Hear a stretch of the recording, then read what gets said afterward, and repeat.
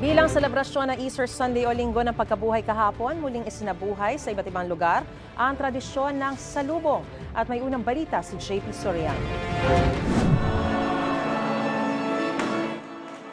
Kasunod ng taimtim na misa para sa Easter Vigil sa International Shrine of Our Lady of Peace and Good Voyage o Antipolo Cathedral, masayang nagbatian ang mga nagsimba na karamihan ay puno ng pasasalamat sa biyaya ng Diyos. Nagsaboy rin ng rose petals ang mga sakristan pagkatapos ng misa. Tandaan po natin, mas malaki ang pag-ibig ng Diyos sa atin. Ipinagdiwang ng mga deboto ang salubong o ang pagsasadula ng muling pagkikita ni Maria at ang nabuhay muling si Jesucristo sa Sacred Heart Parish sa Quezon City.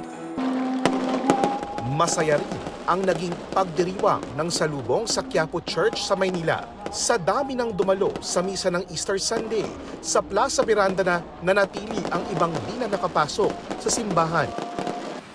Mga kandila naman ang naging tanglaw sa madilim na Easter Sunday Vigil sa Manila Cathedral sa pangunguna ni Manila Archbishop Jose Cardinal Advincula.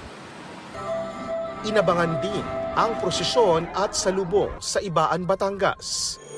Sunod-sunod din ang misa sa Dagupan, Pangasinan. Sa Cebu City, may pagkasadula rin ng pagkabuhay ni Jesus. Nangibabaw naman ang tinig ng mga batang gumanap na anghel sa pagdiriwang ng salubong sa Davao City. Libo-libong deboto rin ang dumalo sa misa sa Zamboanga City. Ipinagdiwang din ang salubong at Easter Sunday Mass sa iba't ibang simbahan sa Batangas, Ilocos Norte, Quezon at Camarines Sur.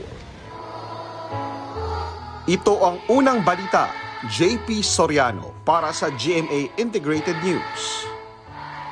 Mga kapuso, para una ka sa mga balita, mag-subscribe sa GMA Integrated News sa YouTube. Sa mga kapuso abroad, subaybayan niyo po kami sa GMA Pinoy TV at sa www.gmanews.tv.